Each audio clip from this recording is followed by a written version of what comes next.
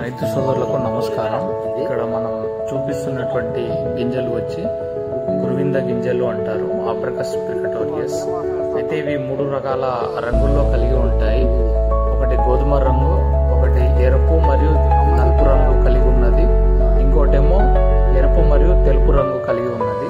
అయితే ఇప్పుడు మనం చూసేది వచ్చేసి ఎరుపు మరియు నలుపు రంగు కలిగి ఉన్నది. దీన్ని ఒకప్పుడు రాజులు బంగారు, వెండి, కంచు, రాగి అటువంటి వాటికి తూకాలలో గణనీయంగా వాడినారు. ఇది తీగ జాతికి సంబంధించినటువంటి మొక్క. ఇప్పుడు ఉన్నటువంటి బయోడైవర్సిటీ వాటిలో ఇది అంతరించిపోయే జాతిలో ఇది ఒకటిగా మిగిలిపోవచ్చింది. వీటిలో ఇది తీగ జాతికి సంబంధించింది. మొక్కకు అంటుకొనే ఆహారాన్ని, పోషకాలను మొక్క నుంచి తీసుకొని